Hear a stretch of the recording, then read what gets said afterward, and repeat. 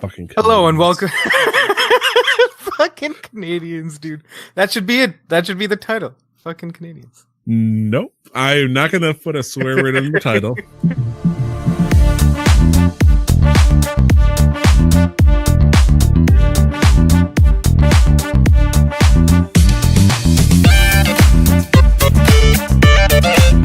Hello and welcome to episode number 48 of Casual Master Quest. I'm your host for the episode, Nick, and I'm joined by my lovely, beautiful, bassy co-host. I was trying to think of a much better word, but I just couldn't think of it. Hi, Tyler. Yo, fuck Canadians. I'm just saying that right here. That's fair. We're sorry about that. Is there anything we can do to help you feel better? No, honestly, it's not even the Canadians. I think it's the people that represent the Canadians. In this case, it's you, Nick. Nick, fuck you. That's fair. We have good movies, okay? I never fuck it. I never said that. I just said I don't like most live action musicals. The Great Gatsby, The Sound of Music. Wow, you're really showing your age here, Tyler. Hey, those were before my time. I'm trying to think of Roadhouse. Yeah, Roadhouse. Okay, see, but you have to understand also, like, we grew up in two different cultures. My parents hadn't seen most of these even. Like, I didn't see Fight Club until like 2011. I mean, that's fair. I'm pretty sure I watched that around the same time too. When did that movie come out? I think it's like 2000, 2001 or 1990 something. Oh, it's an old movie. It's an okay movie. I'm pretty sure it's based off a book too. So yeah, it's based off a novel, and then it became a cult classic despite not performing quite well. Nick, thank you, Nick. Nick from in the chat, he's got my back. The Producers. I've not even heard of that one. How about? Ooh. Yeah, it has my favorite actor. I always forget the name of. It breaks my heart. But it's your favorite actor. It is legit my favorite actor. The only time I can the only way I can try to remember his name is by looking up the movie Godzilla from 2000, which has my favorite actor. Production. No, this is not going to help me. Okay. Anyways. Wait, are we talking about the Godzilla where he's running around the streets and it's like the really bad, good CGI for the time of helicopters launching rockets at him? And it looked amazing at the time, but it did not do all that well. Matthew Broderick. Thank you, Nick. Matthew Broderick. Oh, this Godzilla. Okay, listen. This Godzilla movie, I had it on VHS, and it was one of my favorite movies of all fucking time. Thank you. I love this movie so much. I got a lot of actors I really enjoy, but my three favorite actors is Matthew Broderick. Nick in the chat again nailed it with the second one, Nathan Lane, which you might know as the voice for Timon in Lion King. I believe it's probably the most notable one. Right. For me, it is him and his performance with Robin Williams over in The Birdcage, which is my third favorite actor. I mean, everybody loves Robin Williams, for the most part. I would like to think he's fucking Robin Williams. But yeah, Matthew Broderick, Nathan Lane. I would say Tim Allen, but I'm trying to think of any good movies. Maybe For Richer or Poor, he was pretty good in. Jungle to Jungle, I guess. I like to say Jim Carrey, but I grew up watching a lot of Jim Carrey movies. So Ace Ventura, Liar Liar is one of my all-time favorite fucking comedy movies. Oh man, it stinks because I wanted to do the oh my gosh, I'm actually failing my US history. What is the name of the landmark where it has the 4 president heads on Mount Rushmore?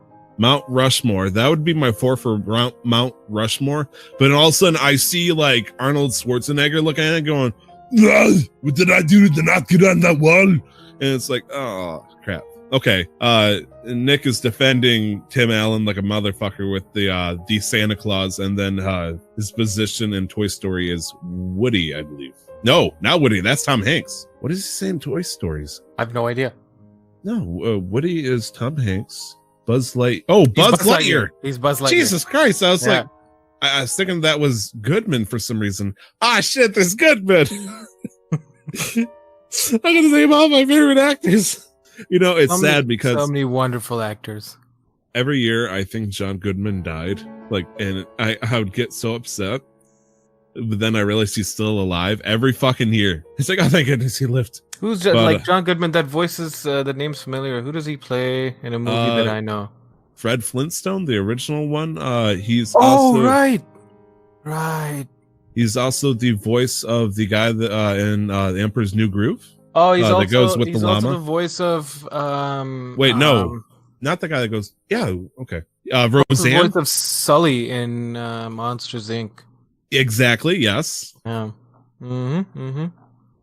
All right. Well, that's movies, Tyler. Like we are a fan of movies. Robert Downey Jr. would be one of my favorite current actors. Not just because of the Marvel Cinematic Universe, but because of Kiss Kiss Bang Bang. It's honestly a fucking masterpiece. There was the discussion I saw where they asked, what would it be like if the character that played Iron Man in the movie was black? And it was like, who could we get to play, that? And then somebody just showed a picture of Robert Downey Jr. as the black guy from Tropic Thunder. From fucking Tropic Thunder. It's like, I mean, it works. It works. I know. Oof. I know. Yes, he was Sully in Monsters Inc. Was it Nathan Lane also that was the little green guy with Sully in Monsters Inc? Mike Wazowski. I think Mike so. Wazowski, Mike is the little one-eyed green guy in Monsters Inc. I'm pretty sure that's Nathan Lane. No, it is not. Oh? No, it is not. That voice is Billy Crystal. Oh, shit. Billy Crystal. Okay. Yeah. Oh, that makes sense. Yeah, I can see that now. Yeah. Shit. Okay, so is this a video game podcast? This is a video game podcast. Tyler, how's your week been? It's been, I'd like to say it went out with a bang, so to speak. I know what this bang is. Yeah, no kidding. Throughout the week, I do have a D&D campaign tonight that I'm playing in, but more importantly, tomorrow, or whoever's listening to this in the podcast yesterday, I will be DMing a D&D campaign for people. And that is so weird. Nick, you're in this. I'm in this. You are a bard. I am a half-elf bard. You are a half-elf bard who wants to personify Loki. From the Marvel Cinematic Universe, yes. Oh, specifically from the Marvel Cinematic. Yes. Cinematic. Yeah, it's a cinematic. Marvel American movie universe, yes. I mean, technically it's worldwide, but who am I kidding? Sorry. The reason why a lot of the movies are shot in Vancouver, but that's okay. Go on, Tyler. Shit. The reason why we went on that little movie rant there is because before the show, Nick was talking about how I believe the paraphrase phrase was Bollywood movies made a lot better musical movies than America.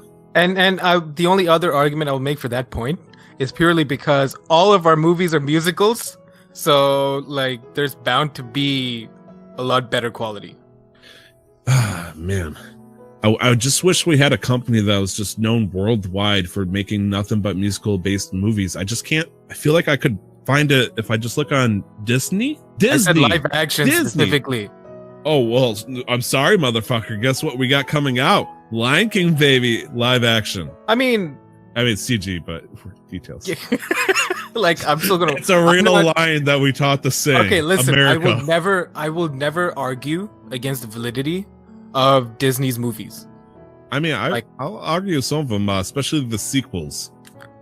I will never argue the validity of most of Disney's movies when it comes to Mulan 2. I'm sorry. I'm just it broke my heart. I don't I've never seen the sequels that are direct to DVD. I'm never gonna watch them.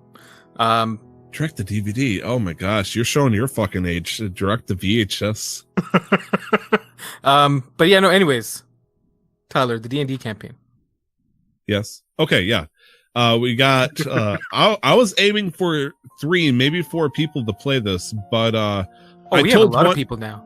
Yeah, we got 6 fucking people, Nick. I was like, I'm supposed to do a 2.5 miniature one-shot thing to see if people are interested. And it's like, okay, 4 people. I got this amount of experience stuff for each fight. This should go smoothly and easy. And I was like, okay, I got Nick. I got Brandon. I need at least a third to make this reasonable. So I'll ask David. And it's like, I asked David. And David's like, I talked with David. We have lunch. Todd's sitting there. Todd's like, oh, I'm joining. I'm like, okay, yes. And so I was like, okay, so we got 4 people. That's perfect. And he's like, hey, can I invite a friend? I'm like, maybe. Sure. Yes. Okay. 5 people. I just got to bump up the difficulty a little bit. And then the 5th guy's like, hey, can I bring my girlfriend? I'm like, ah, like I have to lock down. Girlfriend or wife? I believe Todd said girlfriend. Okay. I mean, if it's a wife, I'm sorry, Justin, if you're out there, Justin Shelby. But like it's freaking me the fuck out, Nick. Like 6 is a full party size, but we're talking about you're ready to get down and into the dirty for a 5-6 hour campaign, because it's going to take a lot of time with the turns. Right. And my big worry with having 6 people is somebody who wants to shine a little bit with role play, aka a certain bard, is not going to get that chance because everybody wants to say something, and there's going to be 6 people fighting for one thing. Well, I mean, I did say my inspiration is Loki from the MCU, but that doesn't necessarily mean that I have to be manipulating my entire way through. Sometimes the best manipulation is to not say anything at all. Oh boy. The shame your greatest manipulation wasn't about Bollywood films. I talked all that smack, and I fucking hate Bollywood movies. Like, I can't stand them. I've seen like 20 minutes of 2 different movies at one point, and It was interesting because I wanted to watch the special effects that happened. Right. And if there's one thing I got to give credit for, if there's something amazing happening, their special effects are pretty on the nose. When you've seen a man kill like an entire like army with a banana, you're pretty much set for anything. And if it also helps, we could probably throw on one whenever you visit, and I'll be watching along with subtitles too. So cool, fantastic. That'll be something to look forward to. And it's been slightly busy for me this week. Just I had to do the roughest route for my driving these past 2 days, but I got through it. However, something interesting happened for me, Nick. Something rough, something tough, like a Tonka truck. It feel a little gamey. Oh dear. Sorry. So that's the only one of those jokes I'm ever gonna throw in. It's okay. So last night I may have touched a deer. I myself did not. My truck did for sure with its fairly large deer guard, and it freaked me the fuck up, Nick. It was facing away from me, parallel with the road, and so I saw it, and I got into the center of the road because it was pretty close in the shoulder. Right. And it turned around and looked at me, and I turned my high beams off because deers like to freak out when they see high beams. They freeze and then they'll jump last second. Apparently this fucker did not care because it decided to jump anyways. And then rather than running into the woods that was right next to it, it wanted to fool me by trying to outrun the truck and go across the street. This happens a lot with deer, Nick. I'm not sure how often you have to deal with deer, but if a deer is not like facing you directly, well, sometimes even when it faces you directly, so some reason there's certain positions that if a deer is in, they try to freak out predators by running to the left for some reason across the road. I have no idea why they want to cross the road when they could easily stand still or go the other way for safety. But deer just fucking love throwing themselves in front of this truck. And so I was terrified because every time I damaged the truck, whether or not it's my fault, I still got to do a drug test. However, the blessed be, this deer did not do any damage to my truck whatsoever. But there were a couple of caveats that I expressed very unhappily in the Discord. So a couple of things. I never hit a deer so hard that it exploded to where there was guts and viscera shot in the air. But this fucking happened. That freaked me the fuck out. I'm very squeamish when it comes to blood and stuff. Like, I'm the guy that had extreme difficulty dissecting the cat in the science class when that happened in senior year. And wait. You guys fucking dissected a cat? Yes. All right. Okay. Have you never heard of that? No. Or we did frogs, but like I didn't even do it myself. You had to take biology to do it. I didn't take biology in my senior years. I do believe it was biology in senior year, yeah. And they took embalmed cats from I don't know where they get them specifically, but you could tell they did it for like 2 weeks, and you could tell because the embalming fluid it smells horrible, first off, and that shit will wave through the entire science wing of the high school. So this moment you smell that, regardless of whether or not you're going to biology, it's like, oh, I know what's happening over there. But yeah, we had to dissect cats to study muscles and bones and stuff, and interesting. It wasn't that bad until we had to open the gut to look at its innards. Apparently embalming fluid doesn't quite reach all the way in there, and so having rotting cat guts come at you, nope, I'm good. Nope. There was a lot of tears that day, actually. Like, there was one girl that found a microchip in the back of its neck. It's like, oh, this one wasn't wild, it was somebody's pet, and I'm cutting it open, and it was just all sorts of tears and stuff. Right. Anyways, yeah, I murdered the shit out of a deer. There was so much blood that it hit the top of my windshield. Like, we're talking 8-10 feet up into the air. This like murder happened. It was vicious. Right. And when I got out of my truck to see how much damage happened, or if damage happened at all, I didn't expect this because I didn't see the blood at first, Nick. But it was fucking everywhere. It freaked me the fuck out, the sight of so much blood. And what made it worse was apparently this deer had a nice dinner like a couple hours previous, because it shit its pants that it no longer had all over my fucking radiator, which meant if I wanted to turn on the air to my truck, it was gonna smell like blood and deer shit. That's fucking tight. It was the worst 2 hours of that night yesterday. It was not pretty. As the kids these days say, that sounds very sick and lit, Tyler. Cool. Fantastic. Actually, I was kind of scared for a second because there's a radar in the front of my truck that helps mute, and I need it to have cruise control on. Well, I had a time where a deer hit that before at a different time, and it broke that, so I couldn't have cruise control for about a month. Right. And so it hit, and that triggered, and I'm like, oh, shit, it did damage. It means I'll have to do the drug test. Turns out the radar was just covered, Nick. Oh. It was just covered completely in deer blood and shit. Like, literally deer shit all over. And so I had to take a paper towel and windshield wipe this shit down so I could have cruise control. That was my week. How was yours? I want to say maybe just a little bit marginally better. No, it doesn't matter if it's worse or better. I'm just saying it was an interesting event. Nothing truly bad came out of it except for the deer. Also, fuck deer. I said fuck Canadians in the beginning. I was being comedic at best because I do love a lot of Canadians. Harlan Williams, not Justin Bieber so much. But Nathan Fillion. Firefly, Castle, The Rookie. He's the voice of Kate 6. Oh, yeah, Philly. The Kate 6. Okay, yeah, you got me. Yeah, okay. So, as I've mentioned over the last several weeks, school's wrapping up, and it's actually going to be wrapping up. So if you're listening to this episode, tomorrow's my last exam.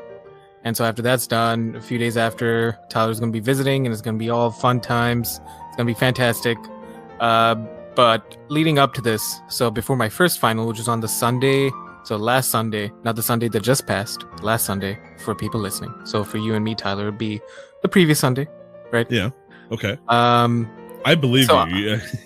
So I'm fucking driving to school a few hours before my exam, so I could sit and just revise and just ready up. And it's a 3-lane road, right? I'm in the last lane, all the way on the left, driving through a signal.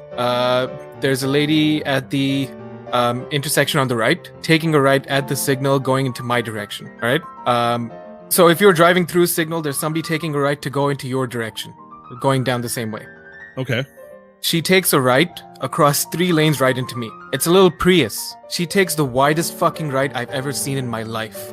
Not even a semi-truck would have needed that many lanes to make that right. She takes a right across 3 lanes right into me, and I'm like, and this was right before a final 2. And honestly, I can say honestly, it just threw me off the entire day. Because I'm just cruising along, I'm just listening to music, I'm a little nervous, and then somebody fucking T-bones me. But fortunately, there was a 4th lane that opened up very briefly that I was able to slide into. So it was more of a paint transfer. So there's no actual damage, not to her car, not to my car. It was just really paint. but it really just still pissed me off. Like, why do you need that many lanes to take a right turn? And so we pulled over into a parking lot, and I was about to yell at her, and then I saw it was an older lady, and I'm like, all right, you know what? There's no damage done, just off with you. I don't want to talk to you anymore, and I drove off. Off with you? No, pretty much, that's what I said. I was like, fuck it, just go away. I'm not going to deal with this, and I just drove off. Yeah. Okay, Nick, I was gonna say that Michigan drivers and maybe New Jersey drivers, and anybody who lives in their state will always say this anyways, have the worst drivers, especially around metropolitan areas. Right. I've seen a lot of stupid shit happen in Detroit. Happened to me in the past couple of days. Nothing actively describes the kind of shit you tell me every single time we talk about the traffic over in Vancouver. Like, this is stereotype worthy at this point. Well, in this particular case, like, I honestly believe that we need to have some sort of like enforced driving test take place after a certain age. Honestly. Or not even after a certain age. Let's say the moment you get your driver's license, every 3 or 4 years, you have to go in for a knowledge test to learn about the rules and remind yourself about the rules. Because I think everybody needs that, because there's a lot of like confusing areas sometimes. All right. So like, and I think everybody needs to get refresh every 3 or 4 years. That makes absolute sense. I was going to ask if I should just bring bottled water from now on, because it sounds like something's in it. I'm really nervous with what's going on over here. And so that really threw me off. I completely forgot the next day that even happened until I actually saw the very light paint marks, and I'm like, and then that pissed me off even more. And then following into like this theme of anger I've had this week, I found out that I might be failing one of my courses. Jeez. And there's a course that we shared a few weeks ago where I made the website and 2 videos about sustainability in Vancouver. And so the course was a project management course. So you could hire external people to help you finish your project so the goal was to plan and execute a project.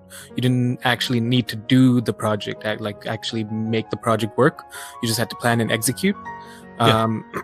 So the person we hired to do our videos, he backed out. So I had to take it all because I was the only one who had the skills to do it in the time that we had. And so like, I believe I did a good job for the time I had, but it is very amateur work. And so that's one of the main valid complaints that we've gotten from the professor. But the course doesn't actually grade whether the project, it grades whether the project was a success or a failure based on written documentation. So because I was making a website and 2 videos that are essentially documentaries, I told the remaining 4 team members, all right, take care of all the written shit, do all the documentation, do all the written assignments. I'll take care of this. This seems fair, I think. They're like, yes. And I'm like, yes. We agreed. They did so bad. They did so bad that I almost failed the course. Because I didn't have time with all my other courses to check on the quality of the written assignments on what they were submitting. But they did so bad I almost failed a course. How do 4 people do that bad? They also had to do social media management, like spread awareness about our campaign, but our campaign was only about a week and a half long. So they only had to make, and I think they did maybe 8 or 9 posts. So amongst 4 people making content for 8 or 9 posts, where I was making a lot of the teaser videos as well for Facebook, they still managed to do so bad we almost failed. I just couldn't wrap my head around it. So I sent my prof an email. I'm like, listen, I understand what the course grading is like, but considering the amount of work I did, I think this is ridiculous, and I need to know whether I failed or not so I can plan accordingly. Because taking a course is expensive for me, as compared to Canadian students. So I'm like, all right, I just need to know so I can plan accordingly. I ended up with a C, and I'm gonna fucking run with that shit, because for me the course was about the project, the experience, and being able to take this course qualifies me to take a project management certification called the CAP-M, which will bolster my employment opportunities once I graduate. Okay, now did you say CAP-M? Yeah. I was hoping it was a CAP-M, like Captain. Oh no, we can talk about my captaincy. Yeah. Okay. But yeah, that wasn't fun. So my counselor had his hands full with me. I was a little bit animated this week. Yeah, no kidding, dude. I'm sorry to hear that. That's I went through a really rough patch with school a few years ago. And it was during a time where I wasn't accepting any of like the the responsibility, the blame. I was shifting the blame onto other people's other factors, and I wasn't really looking at myself and what I had done to cause myself to fail courses. And in this case, it truly was not me. Like, I did everything I could based on everything we agreed upon as a team, and I legitimately couldn't do anything. I couldn't do everything. And so in this case, I'm like, this is, if I fail, this is some sort of cruel joke somebody's playing on me because I did nothing to deserve this. But that didn't happen. I didn't allow myself to even think that I failed. It was just a day of anger, because the moment you allow that, like, everything just goes downhill. Yes, you go to the dark side. Yeah, so I'm like, fuck it, I'll just send an email and we'll deal with it as it comes. But beyond that, I forced myself to start streaming again because I have time, and it's been a month. And it's been good. People have been stopping by. People have been saying hello. People still remember me. And I made it clear, like, I didn't do this for to make it big or as a career, but like, I just enjoyed working within and playing games within the community that I had built or been part of. And so just like, for it to actually go well in my first 2 streams back after so long feels good. So something good did happen. I'm glad. Yeah. My wife actually started asking me when I'm going to start picking up streaming again, and I was kind of thrown off by that. I was like, man, because to me, anytime I do something that isn't spending time with her, it feels like she would get mildly annoyed after I hit a certain threshold. Right. And so I feel like streaming would have been over the top because it felt like it was putting a lot of strain on our free time. But yeah, she was asking about it, and honestly, I just feel like being the guy that plays Ocarina of Time randomizer all the day, every day, just would be a burnout for people to watch. So I honestly don't know what to think about that. You say that, but Fortnite is still pretty high up in the directory, and the game's garbage right now. True. You'd be surprised. I think some people are just really into that. Like, no matter how they're seeing the same like areas, levels, enemies all over again. But like we discussed, the interest or the most captivating thing about the randomizer runs, the Zelda randomizer runs, are the puzzles that you solve. Yes. And I think that's why people would come more than anything else. It's amazing how some people, I'm going to name off some names like ZFG or Spike Vegeta, one of the more notable people who play Ocarina of Time randomizer. Right. They have it down to a science to where they know how many keys are in a dungeon. Once they get this many keys, what is the probability of this chest being an item versus it being a dud? When they know they're locked out of a dungeon because they don't have enough keys to progress. And I don't have that knowledge down pat just yet. Right now I'm at the section where I'm trying to memorize checks to know, where I can go with what items. Right. And it's been fun playing it, but at the same time, it stinks because I based my passion of this whenever I played with Brandon at this point. And I realized I don't like the idea of playing multi-world with him, but I'd much rather do a Ocarina of Time randomizer race with him, so to speak. Mm-hmm. Because we're still learning together by doing the same steed together at the same time, but it just feels like when we're doing the multi-world thing where, we're trading stuff, we're acting like a bunch of dinguses going, here's your shield, here's your Goron bracelet, and we're just having a good time, which is good and all, but I want to learn how to get good at this. And and if you have no competition, it's not going to push you. Right.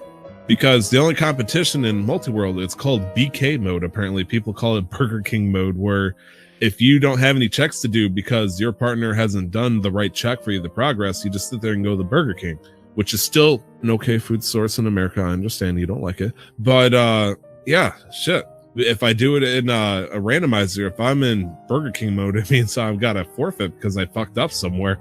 Right. Shit. But that is a game to talk about for a different time. Yeah. What? I'm gonna go first with games I've been playing this week because there's only the one game on my list. I'm gonna steal some of that spotlight for myself. Thank you. Sure. Good job, host. Risk of Rain 2. Picked it up just the other day, and I played it on stream this past Friday, actually. And it fucking sucked away my time, Tyler. So my first time playing, and I put like 5.5 hours into it. I've seen other people play this game recently, but yeah. I don't think this is a new game, is it? This is the sequel to Risk of Rain. And it just came out when Gearbox did its conference where they announced Borderlands 3. They announced Risk of Rain 2 that day and released that day as well. Oh boy, they did one of those moves, huh? Yeah, and it's by I'm pretty sure they're the publishers for it, but it is developed by somebody else. The developers Hopu Games, Hopu Games, Hopu Games, Hopoo. Hopu. Hopu. Like I'm wrong. I'm correct to have trouble reading that, right? Prostitute feces. Hopu. But yeah, they're published by Gearbox. It's basically a 3D roguelike. You pick a character, you go in, shoot shit, pick up items. Items give you different abilities or give you different effects. Items can stack, and you just keep progressing all through different stages Until you there's no really like ultimate winning, right? There's no it's like until you die. Like that's really it. So and it gets increasingly difficult. So you can pick a starting difficulty for like an overall difficulty, and then from there it just gets increasingly difficult as you keep going. So each stage you have to find a teleporter. When you turn on the teleporter, the boss is summoned. You defeat the boss, charge up the teleporter, and you move on to the next stage. This game feels very polygonal in its style. Like just like the art style, or yes. Yeah, it does. It's like very geometric, kind of like sharp edges, kind of like cubes. I kind of get what you mean, but I can't describe it with mouth words. That's fine. Though I watched you play it last night, and I made a comment in the chat that the style of play where you got what looks like a skill set of sort, depending on what kind of character you picked or unlocked. Yeah. And it looks cool as shit. And, you know, you're moving around, you're slicing and dicing and all that stuff. But it feels like I'm watching a generic looking Gundam occasionally, or a just a very high quality RuneScape character. Right. And it was throwing me off. And it's like I said, and this is bad of me, if there was anime waifu characters in this game, and I remember. This now, what other people said and what the conversation evolved into was some very, very I wouldn't go as far as to say chauvinistic, but traditional weeaboo perversion. But yeah, I like, if this was an anime game, I would be all over this shit with you, Nick. And I really wish there was like a mod or something I could do where you could play as anime girls. Make it, yeah. Well, so that was the mercenary character, but essentially it's a Genji. It is a ninja. So you've got the ninja, you've got a archer, you've got your standard like soldier, just like a machine gun, and another special ability like his movement utility is a roll away, like a combat roll. You've got an engineer that can put down turrets, you've got a robot, and the character that I was playing to unlock yesterday, the artificer, can launch bolts of fire and bolts of electricity. And that's what I wanted, because that's basically a space wizard, because I'm a warlock main, and so that's what I wanted. But basically each character has 4 things. You've got a primary fire, a secondary fire, a utility move, and a movement utility. And so basically it's all about comboing those, and you can pick up things called equipment, which is basically like an ult in Overwatch, or a super in Destiny. So you use it once, and it has a large cooldown. And then you can pick up items that reduce cooldowns, that add like explosions to deaths. That there's one called the Happy Mask, I think it's called. When you kill an enemy, there's a chance for it to spawn as a ghost that fights for you. And I'm talking about anything.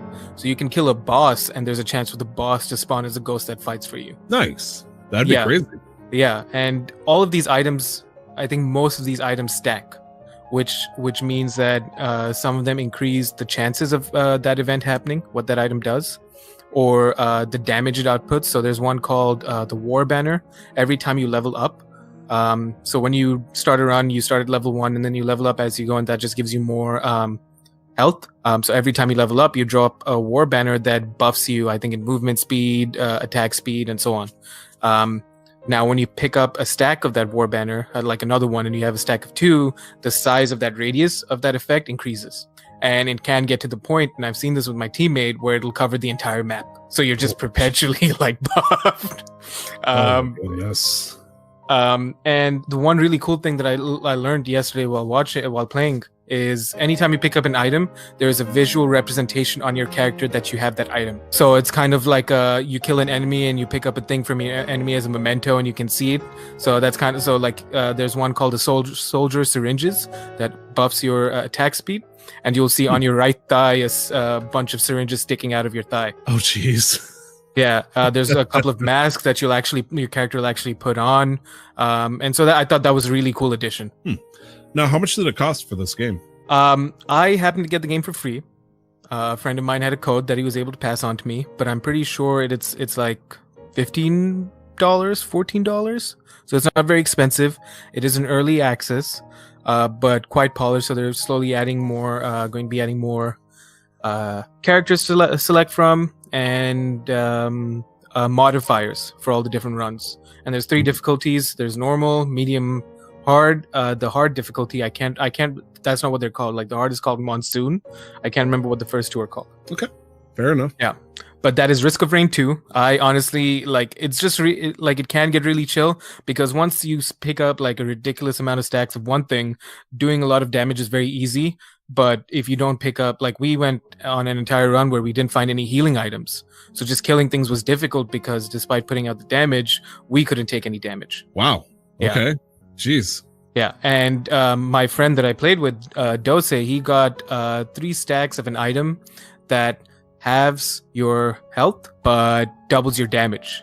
So the first one got him down to half. The second one got him down to a quarter. And the third one got him down to an 1/8. So he was legitimately 1 shot away from dying. So he had to keep moving at all times.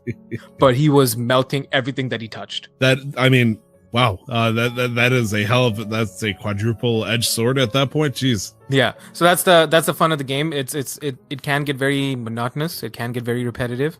I haven't found that yet because I've only just got the game. But it's all about like the kind of items you can stack. How many people can play in a group? 4. 4. Yeah, and the game compensates for that.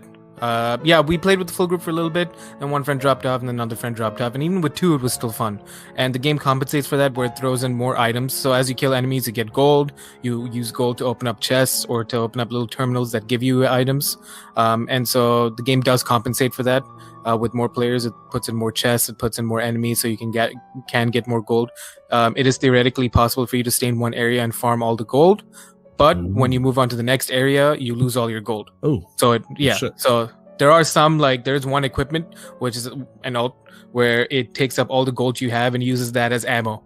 I think it was called the crowd-funded gun, the crowdfunder or something. That's a pretty good name. I'm not gonna lie, that's a pretty good name. But yeah, no, that's Risk of Rain 2. I do recommend it if somebody just enjoys like shooting shit, like a hack and slash, just chill kind of like game with your friends. But yeah, over on my end, I'll get the usual one out of the way. I've been playing more RuneScape 3. I did get 99 in woodcutting. So I believe the last joke was I got 99 smithing, but I was going to lie about it, but then I actually got it. Then I got 99 woodcutting.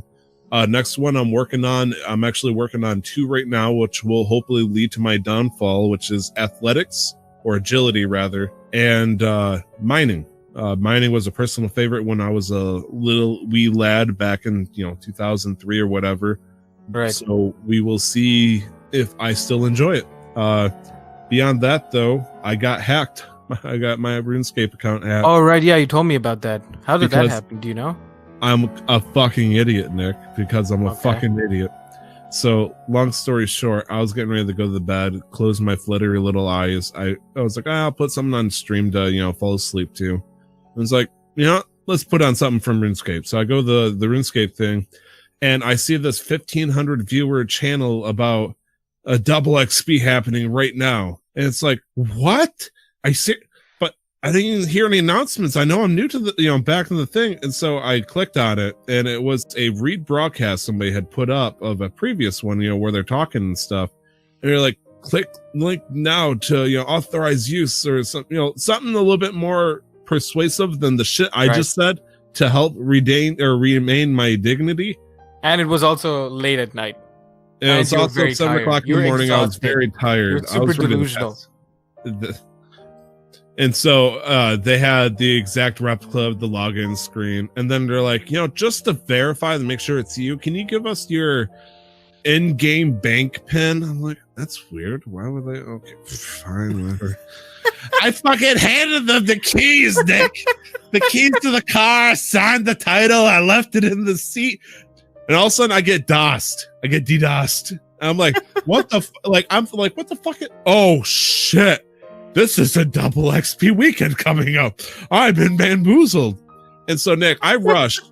I realized I was getting DDoS because there's no internet in the house whatsoever. It's like, you dumbasses, I have my phone. I'll just change the password. I changed the password. I added an authenticator on it through my phone. So, two-step protection. I'm all set. I go to bed. So what turns out is they're already logged in and they already had access to the bank. So I went to bed thinking I was all safe when they were currently like, ooh, this looks nice. I'll put it over here. Ooh, this looks expensive. I think I'll keep this. I come back in the morning. I'm cleaned out. I'm like, oh, fuck. And I'm thinking, like, I woke up. I'm like, how the fuck did they get my bank pin? That's supposed to be the safest thing. And I was like, those bitches. Sorry, I didn't mean to use a gendered insult. Those motherfuckers asked me for a verification. And it's like, I was like, I can't ever look at RuneScape when I'm tired. I was an idiot. I lost 137 million gold, Nick, and a bunch of items. I'm pretty sure, like, with all my armor and stuff that they cleaned out, they even took the most inane shit that I was never going to use, but no one will buy it, but they wanted it anyways, knowing they couldn't sell it. I have no idea why.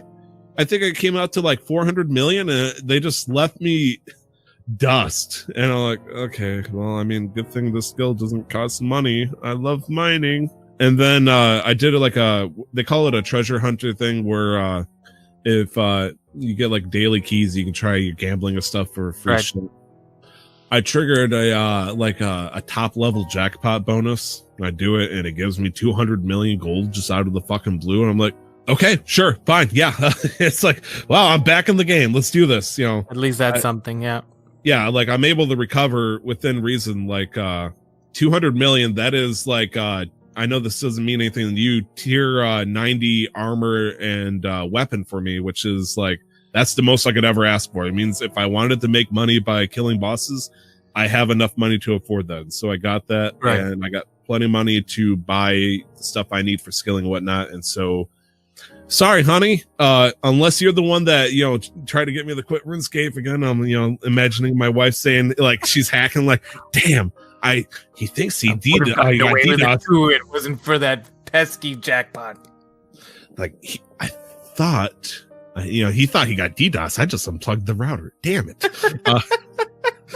But no, I'm still playing. So we'll see it. Yeah. Nick in the chat is, I believe he's mocking me for being a complete. I mean, I remember before, like, one of the reasons why I stopped playing because I was so upset. Before the trade protection got put in, like when you direct trade with a player, you can see a scale that says the value of what you're getting, the value of what you're giving, right? If that's still there. So yeah. Before that was implemented, dude's like, yo, bro, I'll give you mithril armor if you give me 30,000 gold. I'm like, oh fuck yeah. And I was like 12, 13. I'm like, fuck yeah, dude, here you go. Logged off the moment I gave it to him, like right then and there. And I was like, no, my money. Because you have to understand, I had no idea what I was doing. So for the longest time, I was like level 33 and I was still rocking bronze armor, just going around fucking mining, dude. I was having the time of my life because I had no idea what I was doing. For the middle schooler. Right. And then I finally made all this money. I don't remember how I made it, but I was like, fuck, like, dude, I can buy something. And I'm like, I was talking to this guy I met, and then he basically scammed me. Yeah.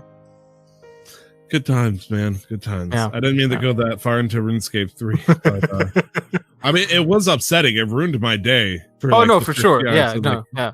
When you see all the stuff that you worked on like for years previous just gone, but then I won like the fucking lotteries, in RuneScape. Yeah. So it's like, well, there goes all your luck for the year. Yeah, no kidding. better just turn in my luck based items off and just forget, trying to get anything nice. Other than that, I did pop in the PSVR headset back on. I got and played a bunch of Beat Saber. Still nice. Cool as shit. I would imagine. Oh my gosh, that was so nice to play. For those, I mean, we've talked about Beat Saber. It's a great music based game where you're just lightsabering up blocks and shit.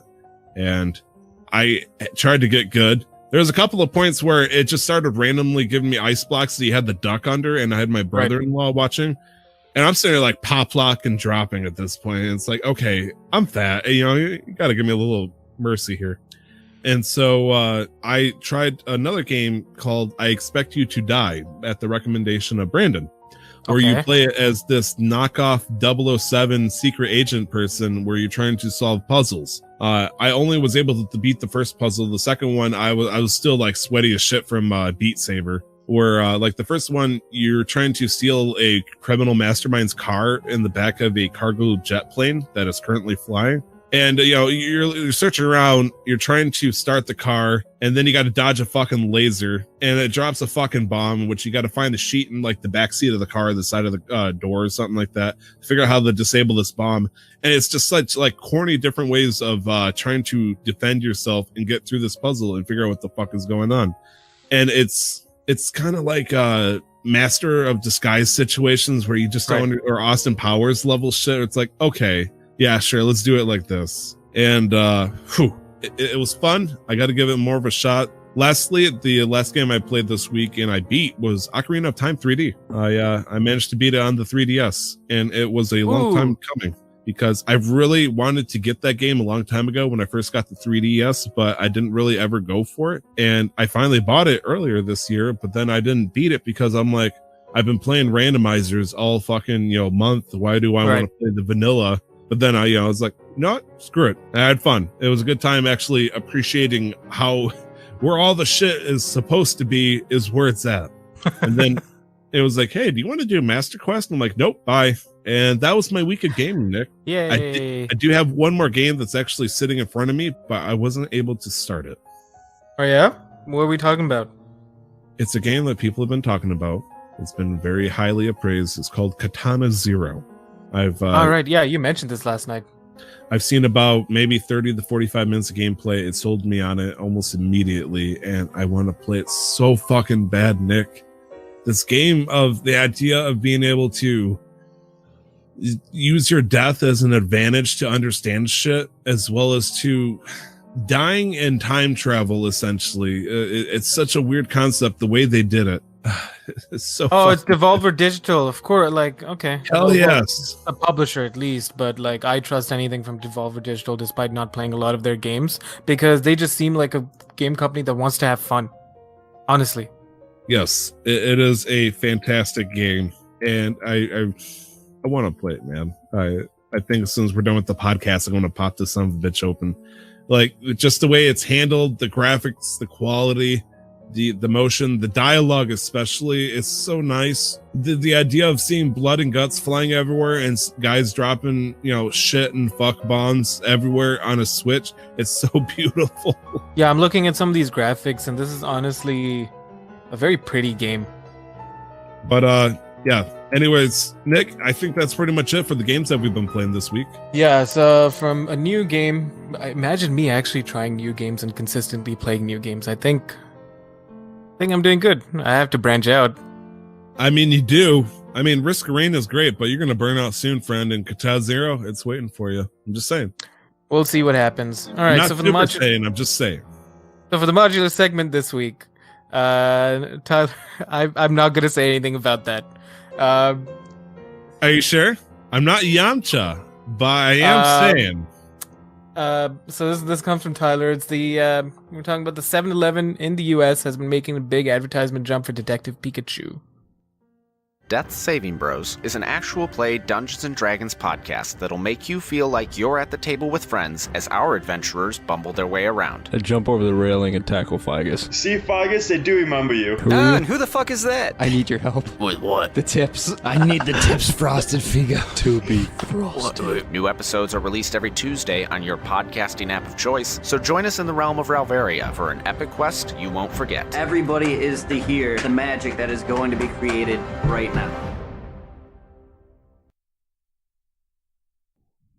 Do you think this type... I'm sorry. Oh, wait. I didn't even fucking see that. Holy shit. For the audio listeners that won't be able to see this, I'm currently drinking out of a cup from 7-Eleven that has Detective Pikachu branding all over it. It's pretty cool. It has Ludicolo on it. It's an interesting choice, I think, as a brand. to partner up with. I cut you off into your question though. I'm sorry. What were you saying? Well, I mean, essentially just what I said. Like, it's a unique kind of like synergy that they have going on. You want to tell us a little bit more about it, because you did link this article here. When you think of 7-Eleven, you think of Slurpees, you think of your average convenience store over at the US. Get your tickets, grab your beer. Things are slightly overpriced, but it's not over the top, and it's just a good local convenience store that everybody knows the name of. Right. They don't typically do anything. I mean, they do some occasional advertising and whatnot, but nothing like to this level. Did you just get me is this Mr. Mime flavor? My wife just came home and handed me a fucking Slurpee from 7-Eleven. What a coincidence. Flavor in it. I'm crying. This is beautiful. The first thing I thought about when I heard about this was that maybe it was a little bit unusual, but you also have to think about how popular 7-Eleven is in Japan, and how in Japan the standard is like a lot of the convenience stores have like the quality of food and stuff is very good, so it's not like 7-Eleven is seen as, like if you go there to grab a bite, it's not seen as like lesser or not good enough. Do you know what I mean? Like 7-Eleven is seen as like a staple. Oh, if you really want some dinner, you can actually go to 7-Eleven, pick up something that's going to be good for you and it's going to taste good. But over here in the States, I mean, as Nick said, the Simpsons movie had a big thing back in the day. But typically when they do like cross-brand advertising, it's with like other food-based companies like Monster, for example, or for the seasons and whatnot. This is this fucking level. I mean, Deadpool, yeah, they've done some Deadpool. I think they did some Avenger stuff, but just the cups and stuff. They didn't have like full-on containers. They didn't start selling fucking Pokemon cards and shit there. It was just, it's mind-boggling. Well, again, I'm just thinking about maybe what if the big shots, who are most definitely related to or are big shots in Japan, already struck up some deal with the movie in Japan, and it's kind of carrying over. I mean, that's possible for sure. That, or like if you're thinking about it's coming out kind of in the summertime, and with 7-Eleven advertising to kids is probably an easier place to do it. When it comes to 7-Eleven, I would say 7-Eleven potentially is one of those local, but still technically worldwide, if not countrywide, branches where it's like everybody knows what a 7-Eleven is. If there's a 7-Eleven in your hometown, you know how close it is, you know where it is, and potentially you go there pretty often, at least once in a good while. I think I have at least 3, maybe 4 of them that I can pass by on my way to home from any given location. Right. And I'm in a small town. And so them having this movie at every single base, I mean, this is better than a billboard in my city at this point, because it's in every single place. They're offering a nice deal for $1 for a medium-sized Slurpee that has, Pikachu and Mr. Mime and Ludicolo plastered over it. And they got a cap in, a little section of Pokemon stuff right at the front door. They got a fucking banner on the window over the front door. Like, people are gonna see this, and I thought this was such a genius thing. This was great. Like, I was not expecting Nintendo or whoever is in charge of the advertising for this movie to make such a bold and smart move. Like, the only other thing I'd possibly think of where they could do something like this is like Little Caesars or something like that. Like, make a Mr. Mime pizza, which that sounds horrific, but it has sausage on it. Don't ask where it's from. Right. Now to talk about the movie Detective Pikachu, when we talked about it when it was first announced, when we saw trailers, and now we've been getting more pictures on, like, there was the casting call video, I believe, or the trailer where they're screening different Pokemon to showcase in the movie. And so we're able to see a little bit more details on the different Pokemon that are going to be in the movie. And when we first talked about it, I was hesitant because they don't look like what I imagined they would look like. Not that I'm not going to watch it, and I'm not going to say anything until I do watch it. It's just not what I personally had imagined it to be, and I still feel the same. May 10th for the people who are interested in the movie coming out. Have you tried a Slurpee before, Nick? I haven't had a Slurpee in a long time, but I love me like a good like Pepsi Slurpee. Just I'm basic bitch. No, I mean it's a good Slurpee. Yeah. Would you be interested in trying a Slurpee where the flavor comes from Mr. Mime juice? Now, what is Mr. Mime juice? It's a mystery flavor, as Mr. Mime would want you to think. I believe there's different colors and different brands depending on like where they shipped it off to. I'm pretty sure they just like, in this area we have a huge surplus of tart cherry flavoring that nobody likes. Let's just call it mystery and send it to this region, and that's what we have right now. Right. Man, I could suck up Mr. Mime juice all day, man. Like, I'm drinking it until my head hurts. That is, in fact, what she said. But also, it's what I said. Screw you, Mr. Mime's mine. Mr. Mime's him. I'd actually have to drive by my local 7-Eleven to see if they've started any of that advertising here. So I'd have to see if they're actually even offering that flavor. But I wouldn't mind trying it out. If I drink too much Mr. Mime Slurpee juice and I get a brain freeze, is that really a brain freeze, or am I just taking psychic damage? I don't know. I've got confusion. It's working. All right, enough out of you, Tyler. But like, how do you feel about the movie? The movie now, as we're getting closer to it. The amount of recognition that's being popped up for it is both commendable, because I'm pretty sure this is the first time in a very long time that Pokemon has gotten like movie advertising like this. Because as far as I remember, there's like 12, 13 different Pokemon movies that are out right now. And I don't remember seeing any advertisement in any of the normal places I've seen for a Pokemon movie. Yet here I am. How many of them are Ryan Reynolds? Like have Ryan Reynolds in them? I mean, there might be a Diglett that says Diglett by Ryan Reynolds. I don't fucking know. But yes, you're right. No, but like that's fair. Like the cartoon versus the animated. Like Pokemon has Pikachu is very much a mascot. Is very much a cultural mascot. Just about anybody and their mother would recognize that. Would call any Pokemon they see as Pikachus. Like, oh, is that one of those Pikachus? Right? Or like they would at least to some extent recognize it to be as part of the same kind of entity. And so the fact that we're finally getting a live action movie probably means that people are confident enough, or the people making the movie are confident enough in the technology that we have available to us now to be able to render these Pokemon the way that, the creators would have envisioned. So like I'm excited. Like I love the franchise, and I'm gonna watch it. It's just visually it may not look like what I want, but it looks like it's going to be just a fun movie. I'm just looking to be entertained, and I hope I am entertained. And I'm glad that they're mixing it up. The one thing I am really excited for is that they're injecting Pokemon into normal life. Do you know what I mean? Like you saw there was the one trailer with the Machamp directing traffic, which I thought was fucking awesome. It was hilarious.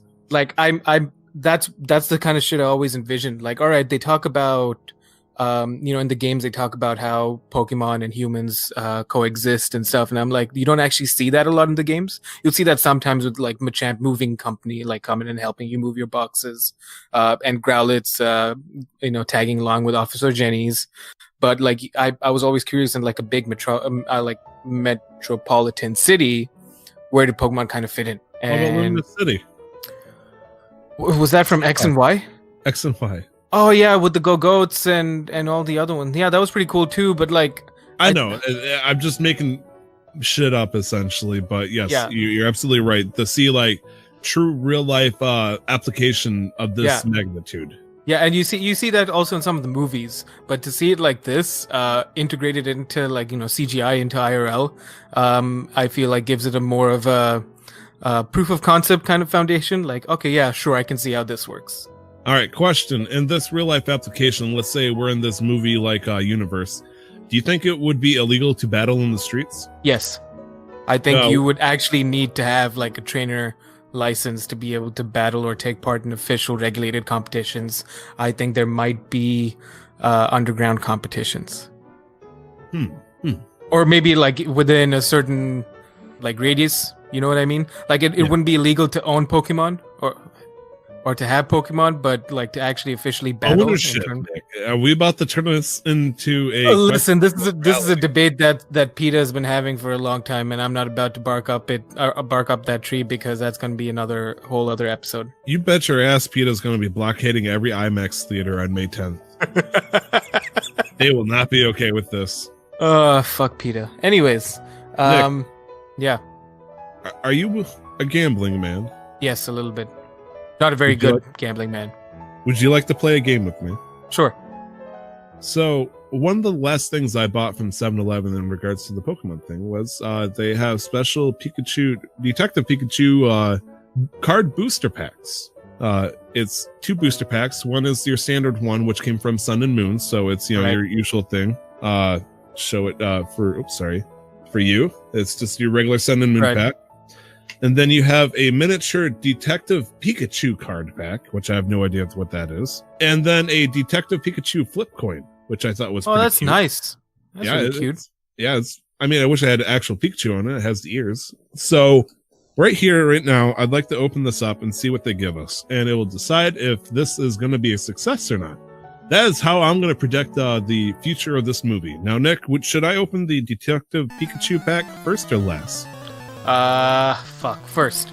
Are you sure? Okay. Yeah. I would have thought that this, since it's focused on the movie, we should save that for last. But I like your logic right here now, so let's open it up. 4 cards. Nick, what do you think is going to be in this pack? As I rip it in it's going to be maybe. Honestly, I don't know if it's going to be like the TGC or the TCG trading card game. If it's gonna be like that, then you're gonna have some items and like energy cards or whatever. But I feel like it's probably just gonna be all Pokemon. All right. So I accidentally opened it the wrong way, so I get to see what the first Pokemon is. It is a holographic card. Ooh. The first cards, or 4 cards, is a holographic Charmander. Yo, that's a big pog right there. And this, oh my gosh, that is legit from the movie. This is a a real life. I figured Charmander. It would be like that. Yeah. What the fuck? So, okay, card number 2, what? My wife is looking at me expectantly. You want to look at it? Okay.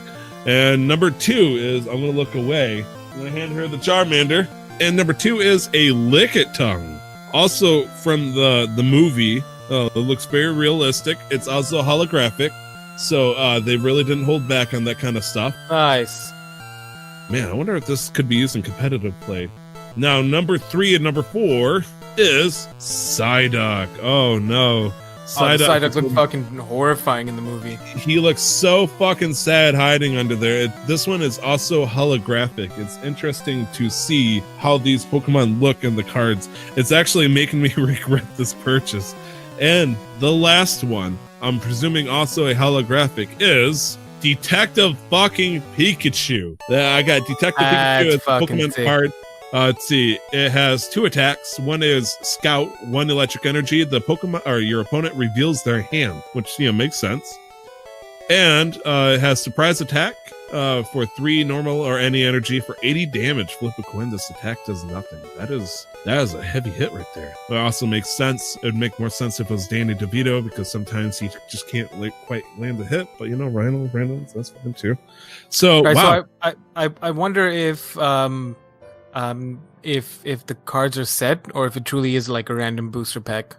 But otherwise, you fucking hit the jackpot, dude, and got Detective Pikachu in your first pack. So I also wonder that too. I feel like there's probably only like 12, 13 different cards, and maybe they put Detective Pikachu in every one. I don't know. Okay. Some ASMR for all you ASMR fans. Yeah, I just toothed the shit out of this booster pack, and I'm going to open it properly so where I don't see the first card when I pull it out. Let's see, we got the unlined card code thing, which, I will, at the end of this, I'll read off the codes in case anybody who wants to play the online trading card game can get them, because I don't play it anymore, and you guys deserve it. Remember, I got 2, if I can find where the second one is. All right, first card, ladies and gentlemen, for this card draw right here is Energy Retrieval for a trainer. Yeah. Okay, next one is Crackerrock. Nothing too crazy, but it looks pretty cool. Cool as shit. That's a cool card. It's a dark ass card. All right, here we go. We have Araquanid. I believe that's what it's called. Nothing too up the notch over it, but still a pretty damn good card. Nice. I know I'm showing it to Nick and it's in reverse, and I'm sorry about that, but No, that's fine. all right, number 4, Darkness. A Darkness Energy card. They're really Nice. hitting with the heavy hitters over here. All right, number 5. I don't lose count. Let's see. Oh my gosh, it's cute. Wow. I've never seen a Butterfree with fucking 130 health points here. That's Jeez. a heavy hitting Butterfree. That's a tanky ass Butterfree. What level is this Butterfree? Is that like a level 80 Butterfree? What's going on here? Oh, they don't say the level of the Pokemon anymore? Did they used to? Back in my day, Nick, and like ye old times, yeah, they used to put like a level 72 and stuff like that on it. Okay. I have no idea why, just for color or whatnot. And it looks like I found my shiny card, which is a Buon Sweet. Nothing really too above the hill, but it is a reverse holographic. It looks pretty cool. Here comes another one. Skarmory. Now, Skarmory is a personal favorite of mine because I'm a huge fan of Steel type. Right. And it looks like this is the first time I've seen the Skarmory card. Metallic sound. Ooh, get rid of And all it looks the like that's probably staying. What's that? And it looks like that card is probably staying. What do you mean staying? Like staying with me? Yeah. Oh yeah. I mean, when I say give these cards away, there's a code. To Oh where no, they no, I can- know. Like, but Okay. Dick moved by the cards part. They gave me a regular Buon Sweet for some reason. Like, yeah, fuck unfortunate. you. Yes, because I need a shining brother that will be recognized by all, and then here's the normal middle child. Another one to live in its shadow. Yeah. Let's see. This one is interesting. A lowland Diglett. Oh boy. Ooh. Got to see him in his 3 blonde peach hairs. All right, got 2 cards left, Nick. I'm going to pull them both at the same time, turn them around. Let's see what they are. Okay, first one is Dratini. Standard Ooh, one. look at the little cutie one. He was cute little Dratini. Signs of evolution. Search your deck for a Dratini, Dragonite, and a Dragonite. Reveal them and put them in your hand. Jeez, oh Pete. That's scary, Nick. That is quick evolution shit right there. And lastly, a Sandy Gas. The old, I believe it's the miniature version for Palisand or something like that. Yeah. And yeah, that was the pull for this week, guys, by 7-Eleven. Yay! Nick is asking in the chat if that Dratini was considered a dragon type versus whatever it's normally. Yeah, that has a dragon type insignia on it. And so they do have that type of Pokemon for the cards now, which is pretty sweet. Because before, some kind of cards back in the day, it was like, oh, you got to have 2 lightning and 2 fire to be able to do this attack. And it's like, no, you can use dragon, and dragon covers that. So it's been nice. Anyways, that's pretty much it on I'd like to thank for The Detective Pikachu set. Yeah. We are moving on to our topic of the show, and it is a little bit of exciting news. Well, to some extent, I have not owned the last 2 generations of this console, but the PS5 has been announced, has officially been announced. Mm-hmm. And from this article that I'm reading off of, that we're going to be using, Tech Radar article, it looks like it's going to be a little bit of a beast, just a tiny bit. Yeah, just a tiny fucking Just a thing. tiny bit. Main details is that it is confirmed as next generation, as we knew, and it is most likely not launching this year. They haven't confirmed a release date, but they said to not expect it at any of their events or E3 2019. But I would wager that we'd see it sometime next year, not considering anything. Like, I just feel like next year is when we're going to get the next wave of consoles. What do you think, Tyler? It threw me off when this article came up because I don't know who I heard it from. They said something along the lines that it wasn't going to be called the PlayStation 5. So the fact they got this just scrambled everywhere, it's messing with me. Well, I mean, they have to call it something. So calling it the PlayStation 5 is easier right now because at least they'll know that we're talking about the evolution of the PlayStation 4. True. A lot of people called the Xbox One before it had an official name, the Xbox 720 or something like that. Right. So you know that it's going to be the successor. So whatever it is whatever it is going to end up being called. And before we get into discussion of it, I just want to talk very quickly about the hardware capabilities of this. Over the top. I just want to mention.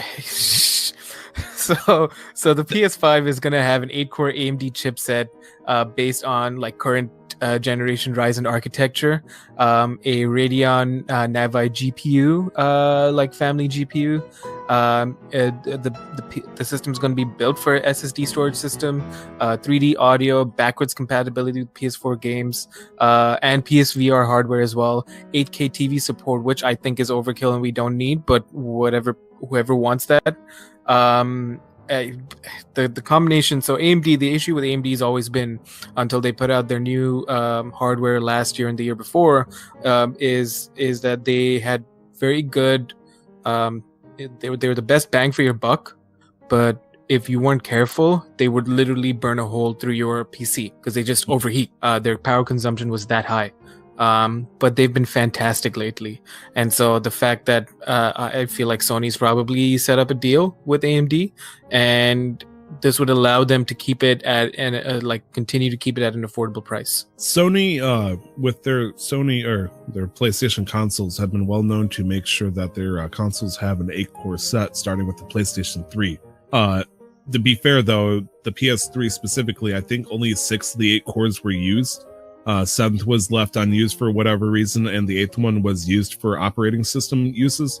So to have this come back as a tradition at this point, to have an 8-core, processor, is both nice. Plus the fact that it's coming from the Ryzen. I'm pretty sure I'm using Ryzen right now on my computer. I am happy with it. It is pretty fucking sweet. And now they're talking about a graphics card that's coming from the Radeon Navi GPU family. All I read out of that is 2060, because 2060 for NVIDIA, that is the type of card that it uses. It uses Radeon technology. So the fact they're going for that level of a graphics card, that is way up there. That's scary for, the price. I'm hoping they can get it mass produced, and since it's going to happen in like a year or two, it'll be considerably cheaper by the time the PlayStation 5 comes up, because if they're implementing this level of technology into it, we're looking back into the Halo days of $599 for a console, which is very scary. I would love it. Back in the day when the PS3 came out for $599, people balked at it for the most part. Some people bought it, but it was just such a scary price tag. If they show me this shit and it comes out by the end of next year, I'd be okay with $600. I mean, it's a computer at this point that's fucking beefed off the hell and back. Pretty much. Just a quick correction, just for not to flex on you, Tyler, but it's okay. The Radeon Navi is a chipset family from AMD itself. It's nothing to do with NVIDIA. But what probably you took away from that was because they mentioned ray tracing, which NVIDIA is the one that just announced RTX technology. You're right. That's my bad. Yeah. But Radeon is probably close to figuring that out themselves too, or AMD, which is what I would imagine, which is why they mentioned it in the article. But I don't know if that is a error on their end. Moving past that, I've always been a big proponent, especially when I'm playing with my friends. Well, we'll talk shit about console players, but I have the utmost respect for console players because I started from there, right? And also console players allow people to play games at an affordable price, because not everybody can afford or has the luxury of being able to buy a PC that can handle video games at 60 FPS looking like certain settings. And so I see console gaming as the foundation for a lot of gamers just starting out, and also for being like an entertainment system for either a group of friends or for families. So even if it does bump up by price a little bit, you are correct in thinking that it is a computer at this point, and you have this $600 PC that can play games to a certain level. And if it continues some of the backwards compatibility that they've mentioned already, we're very much looking at a $600 console that will have native keyboard and mouse support, that can support 4K and up to 8K gaming. That's a fucking bargain. 18-year-old me would have been terrified and know that I wouldn't touch this for 2 years. Me right now, I would cancel my Canada trip to get this thing. I'm sorry. I wouldn't blame you. No, I would keep going to Canada. I would buy this bitch in Canada and then smuggle it back over the border, because you're better off buying it in the States. It'll be a lot cheaper. Fine, I'll smuggle it into Canada. I don't care. I'll smuggle it in. Sir, what is this? It's a PlayStation 4 with high-tech decorations on it. It has a name off shit like 8K TV support. It says it right on the sticker on the side. I know it's a PlayStation Pro Plus. I'm sorry, I was making shit up. No, so I was just reading through this article and I see an interesting point here. Sony's new CEO Kenichiro Yoshida mentioned that released a 3-year business plan for the company that predicted the company's profits would dip in the run-up to 2021. The article mentions that this is the kind of dip that may come as the PS4 reaches market saturation before the launch of the PS5. And we've all been expecting everybody to announce and start confirming details of next-gen consoles, specifically in my head, at least. Because it's been that amount of time already, despite the PS4 Pro coming out fairly recently and the Xbox One X. It has been just about the right amount of time until before rumors and announcements start coming out. And also Cyberpunk 2077. I've strongly believed that Cyberpunk 2077 is going to come out when the next gen drops, and CD Projekt Red, like they did with what do they do it with? But anyways, like I knew they were gonna now put it out for the next gen of consoles, because they're gonna drop it with consoles and PC at the same date. So I'm excited. I'm excited to see what this brings and what kind of competition this spurs, because as we've talked about plenty on the show as well, Microsoft lives to piss off Sony. This was Cam's firm belief, and I think I at least have aligned with that to some extent, because Microsoft does have that kind of capital where they can kind of treat Xbox like a side project, right? Like it's kind of like you're a little cousin you've given your phone to while you and your the rest of your friends play, whatever on the PS4. And Microsoft has made big power moves over the last year in buying several developers and publishers. But it seems like they might be slightly diverging in their action plan, in their business plan. I mean, the concept right now of Sony and Microsoft is focusing potentially on the idea of a streaming device versus Sony making the powerhouse console. It's like tradition versus futuristic at this point. It's like, right. I don't know which one's gonna, be the next standard. It's reminds me of the days of the Blu-ray disc versus the HD DVD fight, which I think we know who won that little debate. Right. So I'm hoping Microsoft might be able to do it. My only concern with that route, and I know I'm tangenting very hard here, is the fact that if Microsoft shuts down the computers, your console is effectively dead. Whereas, Sony's PlayStation 5 here, if you were to leave it alone for 20 years and start it back up, it'll be there, hopefully. Right. Hopefully. Also, I just want to point out, this isn't PS5 related, but it's PS4 related. We didn't bring this up. Yoshida finally can stop being hated by PS We Love You XOXO previous crew, because they always crapped on him jokingly for not allowing name changes, which is now there. We can now change our name in PlayStation 4, which is fantastic. So now I can change myself to, Buttholio 91 or something like that. That's a name. That's a name. Yes, it is. Or I could be, I think his name is Garth's alter ego, Chris Gaines, from popular country singer to heavy metal vocalist that plays a lot of Splatoon 2 whenever he's drinking. No relation. Yeah. So there was a patent for Sony's next project that was recently uncovered. That details some of the details in the patent list that the PlayStation 5 might be capable of emulating PlayStation 4, PlayStation 3, PlayStation 2, and original PlayStation games. Yeah, and PS4, PSVR titles as well. To be fair, they said that for the PlayStation 4 though. So it's like, they tell me that, and I'm still waiting for PS3, backwards compatibility on the PS4. It's not going to happen. So, I mean, they can tease me with the hype, but... Which I think this is where we can give Microsoft credit to, for the Xbox, at least with their backwards compatibility program with the 360 and the original Xbox. It's been a slow growing program, but they have consistently updated it with backwards compatible titles. And I don't know if the same can be said for Sony, for the PlayStation. But I think, like I mentioned earlier, I think we've reached a point where Sony and Microsoft are heading in their kind of different directions.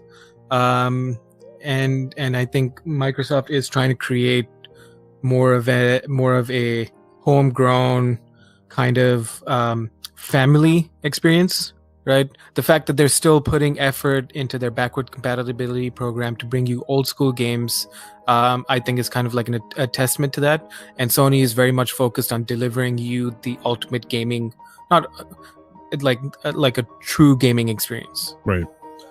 Nick, personally, on your end, what would Sony have to make and put into this console for you to consider getting it if you had the funds? Oh, if I had the funds, they wouldn't have to do anything necessary. I'd pick it up. Like I'd pick up a PS4 first or PS3 because there's so many games I want to play. It's just purely money. Like I'm not partial to any particular console. I really am not. So, Nick, if there was a Nick PS4 initiative, I would shoot myself. With answers, because rough transition. No, like I'll be like Nathan Drake because I'm gonna quiz the shit out of you on him. Oh Jesus! I know, right? Even I'm like, oh Jesus! Even I'm like, oh God! Listen, you would have to have your alter ego Nick in the chat here to be by your side as your lifeline. This month, to his horn or no, but Nick has been like the horn of truth when it comes to PlayStation knowledge for me in the games. He's been there from what I can tell since day one, and he would be your guy if you ever wanted that help. Right. I feel like he should be asking the questions. He would not check Wikipedia. He wouldn't have to. But yeah, with the PlayStation versus Xbox, the only reason I got the Xbox or pushed for an Xbox was because I played Halo 1 and Halo 2 on my PC, and I wanted to play Halo 3. I needed to play Halo 3. And I also played Gears of War on the PC. I'm like, I need to play Gears of War 2.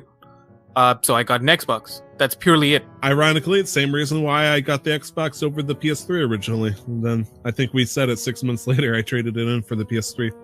Yeah, that's legitimately the only reason I got an Xbox 360. That was my console after the PlayStation 2. I love my PlayStation 2. I bought my PlayStation 2 halfway across the world with me. I just need to find a transformer, a step up transformer to be able to play on it right here. But I have it with me. I have the games. I have the memory cards. There's a couple of things that were different between the NTSC versus PAL version, I think. So that's the main difference. Hertz, and also I think it's just a different format. So like games, just some, I don't know about the PS2, but for the 360, some games are not region locked and some games are. So like there's a list out there somewhere where if I went to, for us it's EB Games, but it is run by GameStop. Owned by GameStop, EB Games in Canada. If I go down there and I just have to look through a list, and I'd be able to figure out which games I could play on my PAL 360. And I also had to use a different HDMI cable because the HDMI cable that I bought from home wasn't working with the monitor that I bought here, which I found weird. But yeah, there are a couple of hardware differences, but really it wasn't such a big deal. And I, for whatever reason, had the foresight when I bought my Nintendo 3DS. I bought the American version, so I wouldn't have any issues when I figured I, for whatever reason, had blind faith that I would be moving out here to North America. So I figured I wouldn't have any issues when I did end up buying, the next Pokemon games or whatever. So I bought the NTSC 3DS version, which also happened to be cheaper because nobody wanted to buy it because nobody had a reason to buy it. But I'm like, aha, motherfuckers, I'm gonna need it, so I bought it, and that was in 2013, I think. God bless region free shit nowadays, man. Like, yeah, thank God for that. It's made shit so much easier. I mean, I understand back in the day, but it's antiquated. It's old fashioned. Yeah. We are worldly now when it comes to delivering our games and shit. So I'm really glad they finally got rid of that shit. Is there any last thoughts you want to give about the PS5? I know you're the host. Not specifically the PS5, but I was just gonna say I'm very excited for when Cyberpunk really does come out. There are a few developers and studios and publishers that I can 100% get behind, and CD Projekt Red is one of them. It's supposed to be CD Projekt Red, because It with the K. Because they're I Polish. guess. Yeah. Because the J is supposed to be like a Y or an H. You just gotta tell me Witcher devs essentially, and I'll just say yes. I know what you mean. But they did such a good job with The Witcher 3. They put out so much good content. They treat their employees well, and so I'm excited for whenever that game comes out because I really want to be able to play that. But yeah, that's topic of the show, and we're gonna start wrapping up. We're gonna move into game releases, and it seems like it's a little bit of a slow week, but we've got enough here. Tyler, which ones do you want to take? Oh boy, how about I take the first three? All right. Okay, we do have 3 games on my end that I'm going to say, I guess. There's really no order to that number 3 there. Coming out on the 23rd, which is going to be Tuesday, we have 2 games.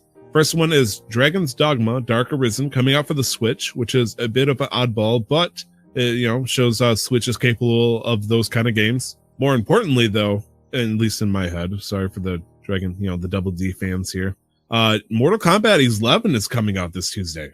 If this is correct, and I honestly, Nick, if you could double check that, because a game as big as this to be coming out this Tuesday, I mean, people have been kind of hyped up about this game, and I would like to think.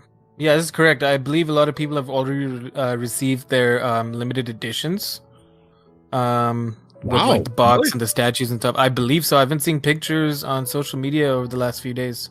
But yeah, this game is launching on the 23rd. Fucking sweet. Coming out for PS4, Xbox One, PC, and also Switch. Lastly, on my end, Steam World Quest Hand of the Gilgamesh coming out for the Switch on the 25th of April, which is a Thursday. A little weird that all these games are not Friday games, but we do have a few games coming out on Friday, don't we, Nick? Yeah, so starting on the 26th of April, the next 3 games are on the 26th of April. We've got Box Boy and Box Girl coming out for the Switch. Box Boy and Box Girl is so the title is Box Boy plus the actual symbol plus Box Girl. It is a puzzle platformer where you create boxes to navigate the world and solve puzzles. So it's a little cutesy indie game from the looks of it. We've got Days Gone coming out on the PS4 on the 26th of April. It's an action-adventure survival horror video game, so something I will not ever be touching. Tyler, you made an approving noise. Yes, this is the game that, this is one of Sony's first-party titles. It's one of their new ones to be coming out, so this is a big name. Okay, I shouldn't say first-party. I know it's coming out exclusively for the PS4. I don't know if this is SCI material or not. But yes, Sony has been putting a lot of eggs in this basket for this game, and we will see the results of it, considering there has been some good amount of advertising for it, but there's been really no major distinction to set it apart from the rest of the zombie apocalypse games that we've been dealing with in the past 4 or 5 years. Right. So, and Nick in the chat is confirming for me Studio Ben, which is first party. So this is Sony's first party hand on this. And then lastly, we've got Super Meat Boy Forever coming out for the PS4, Xbox One, PC, and Switch on the 26th of April.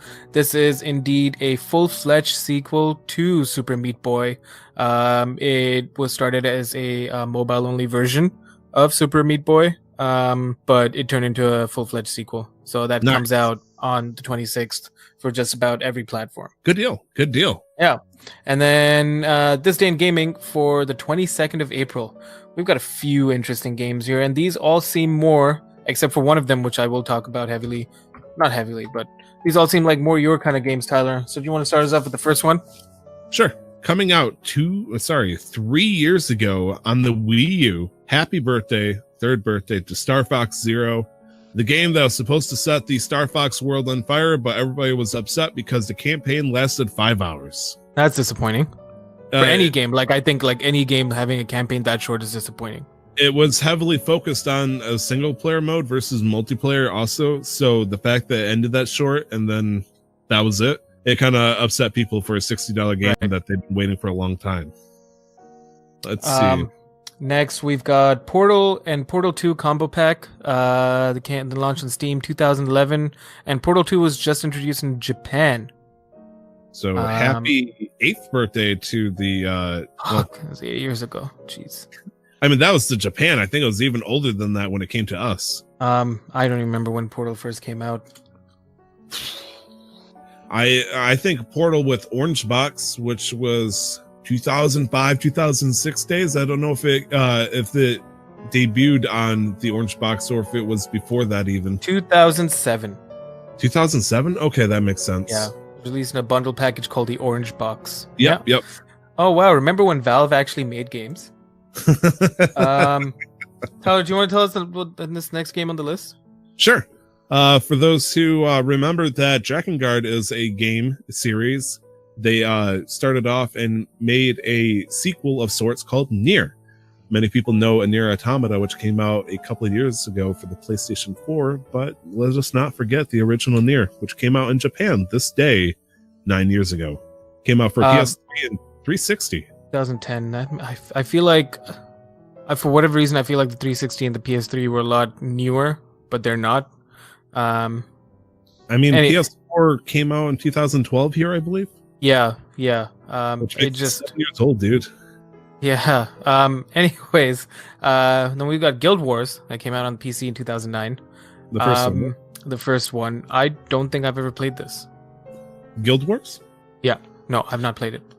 Guild Wars and its current sequel, Guild Wars 2, is a massive multiplayer online game. So think WoW style kind of gameplay. Actually, right now, Brandon has been playing the shit out of it. Oh, wait, no, I actually played Guild Wars 2 a little bit. Never mind. All right, okay, no, I'm familiar with this. It's a fairly popular MMO, yeah. Yeah, okay, yeah. There's been a lot of issues of like trying to decide to make it free to get more people and lure them with currency stuff. Right. But they're also they're known for, you got to buy it first and then you got to get, World of Warcraft is no better with that kind of stuff. Right. So they had a lot of like very light controversy on how MMOs should be handled financially in terms of to the customers, but that has died down many years ago. Right. They really haven't sunk into the spotlight recently as far as I'm aware. Right. This is again this next game I think is right up your alley, Tyler. I feel like it was probably our previous host's alley, but that's true. Technically, between you and me, I would be the closer of the affinity, I guess. It came out for PlayStation 2 in US and Canada for 2008, so this is the 11th birthday of Shin Megami Tensei Persona 3 FES. I don't remember what the FES is, but sure. But yeah, Persona 3, it came out 11 years ago for the Americas. Thank you, Atlas. So that means it's 11 years old to us, which probably puts it around 20 years old for Japan, because it took fucking forever to get over back today. That's true. Second to last game we have on this list that came out on Nintendo DS 2007, Pokemon Diamond and Pearl. Holy shit. I remember 12 years old, dude. I remember Diamond and Pearl was like, I never actually got those games, but those are the games that got me thinking and nagging my parents about getting a DS for when Platinum eventually came out. And so I have a lot to thank to Diamond and Pearl for the kind of like passion I have for Pokemon right now. Pokemon Diamond, I got Diamond, was the first game that I bought with money that I earned with working, if that makes sense. I around 2007, I got my first job at KFC, and with my first 2 paychecks, my grandma was so proud that I was making my own money that she drove me all of like a quarter mile from the house to the mall to the GameStop to buy my DS Lite for the first time, and I bought Pokemon soon after with that, and I thought that was the coolest shit ever. I still remember it. I actually kind of want to replay it, but I know it's still outdated. It's 12 fucking years old. Oh man, it was so good. Oh shit! What is the first game that introduced 3D graphics? Was it X and Y or was it Black and White? I don't remember. X and Y. Okay. X and Y was the first one that introduced 3D graphics. Oh man. Was it Durl? Paimon and Durl that you got to try to catch Giratina? Or was that later on? What? Am I saying the name wrong? Shadow Dragon guy? No, Giratina, but you said something before that I don't remember. I was saying Gaiman and Durl instead of Diamond and Pearl or something like that. I was confused there. I was so confused. I'm like, what the fuck is he talking about? Yeah, Pieman and Durl. Have you not heard of versions? Yeah. No. I don't know whether you could catch. Honestly, I couldn't tell you about Diamond and Pearl whether you could catch Giratina. I do know that. How are you going to be ready for Short and Sweeld? Jeez. Can you not? I mean, being the mascot for Platinum, you could definitely catch him in Platinum. I don't know how it was to catch him in Diamond or Pearl. If you're able to catch it in Platinum, then that would have been the game that in Diamond that would have been able to catch it. And probably one of my favorite legendaries I worked my ass off to try to catch. So right. It was, because I remember with Platinum they introduced like a joint what do you call it? Pokédex? Because you had Diamond and Pearl, and then Platinum just fucking tacked on 120 onto the national Pokédex. And I thought that was interesting. Gears are turning in my head. Was Darkrai technically in that generation? Yes. Then this Darkrai, Celestia, Azelf, Uxie, Mesprit. Who else do we have? Yeah, those I think Manaphy, Fion. This is not for me. Wait, what's the little Rosebush hedgehog Pokemon? Shaman. That was next gen. No, that was this gen. That was Gen 4. Shaman was Gen 4. I'm thinking right there. Yeah. This is not for me to proudly admit, but this was the first Pokemon game where I got my hands on a Game Shark. Did you use the Azure Flute? Because there's also the one for Arceus. It was all the same generation. Because I was able to get all those Pokemon, but I'm pretty sure I had to do bullshit event items that I was never able to get, so I just got those for myself instead. Yeah, so I had to wait until I believe it was last year or the year before, where it was Pokemon's 20th anniversary, and they're releasing a legendary every month. So I had to wait until that year to legally obtain and complete my Pokédex. I wanted Darkrai so bad, but there was no way I was able to get whatever the event item was to trigger to catch him. And I think that's when I was searching so hard on my grandma's internet. I'm pretty sure, how do I get Darkrai? And probably from some foreign board, you just hear this dark voice, cheat. It's like, how do I do it, master? I am Darth Game Shock. I will show you the dark side. See, for whatever reason, I'm not gonna put anybody down or you down, but for whatever reason, I didn't want to cheat to get them all, and it's a good thing I did, because I think carrying forward the Pokemon Bank, you couldn't carry any illegally obtained Pokemon into it. That totally makes sense. This is bringing more knowledge and memories into my head, because there was a Pokemon game that came out for a Pokemon Coliseum style game that came out for the actual original Wii, where you could transfer Pokemon from Diamond and Pearl over to this to use as your team. Kind of like the ye old days of the Coliseum, where you could put Pokemon Red and Blue in, you could use that team. And so the reason why I remember this is the first time I ever tried cheating in Pokemon and getting, the Pokemon without the event items. There was a lot of Pokemon that I tested out hex codes and whatnot to get shinies and shit. And if the game on the Wii recognized it as a cheating game, it would just turn it into a bad egg. And so I see. Okay. So what my friend and I would do is we'd want to battle on the Wii. And so it's like, all right, I want these 6 Pokemon. I'm like, all right, I want these 6 Pokemon. We'd catch them by cheating, of course, using the Game Shark. But if we wanted a legendary and we got on Route 17 or something like that instead of the right area, it was bad egg. I'm like, shit. Yeah. Interesting. Well, shit. Good memories. Oh yeah, there's one last game on this list. Yeah, and I think this was fitting for you to close with this. I don't believe this is the original version of it, but it is an appropriate version and advancement. In 1994, which makes this 25 years old, in Japan, Puyo Puyo came out for the TurboGrafx CD, which is a Match 4 game. The original Match 4 game, if I were to believe, honestly. Unless you try to count Tetris, but that's a line removal based game, so that's not. Sir, I'm not about to argue with you. Change that. All right, cool. Cool. All right. Nick, and that's the show. Love you. I love you too, but why? Anyways, I am Tyler. You can find me on Twitter at 2timestyler. All right, I'll just get ignored. That's fine. I'm sorry, I gotta ghost you if you say you love me back. Jeez. Oh, commitment issues. Aren't they fun? So that's Tyler. You can find him on Twitter at 2timestyler. All words, all spelled together. You can find me on Twitter, Instagram, and Twitch at LRWarrior11. Streams, there's no schedule as of yet, but streams will be a lot more consistent and present and happening. And it's mostly just going to be fun times, fun games, just me hanging with my buds. I'm not the most captivating or entertaining streamer, but I just like talking to people. So that's what you get when you come to my channel.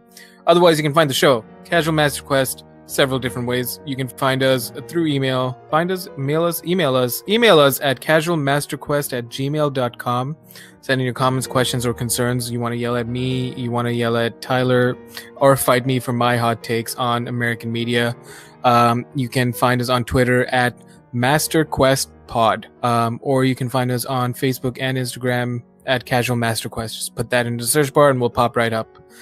Beyond that, Tyler, any last words, any warnings, any plans? No, this will be the last episode. That's an actual main episode for, I believe, 2 weeks. After that, we will have a bonus episode coming out for you guys next week that will help prep up while I'm out of the country, hang out with Nick. And then we will have, after that, a D&D campaign audio episode, hopefully, provided everything goes well. If not, we'll figure something out for you guys. And if you want to listen to that live, and you're listening to this live right now, that will be happening tomorrow at 5 o'clock, same time. That's pretty much it. I think that's gonna be it, Nick. I think it's been a good run. I think we got some good shit coming in. I'm excited over the next few weeks. I'm almost done with school. You're coming to visit. I'm doing my first D&D campaign. You're leaving the country in a week. It's gonna be fantastic. That was Tyler. I'm Nick. That was episode 48. Thank you very much for listening. We'll see you guys soon. Bye-bye. Wait, I can't just end like that. Forget. You don't ever forget it. Nick, shame on you. Stop the music. Stop the music in this house with Nathan Lane, Robin Williams, John Goodman, who's still alive. He would. Thank you. Thank you very much for listening to Casual Master Quest episode number 48. And don't forget, never stop the grind. We'll see you next week, guys.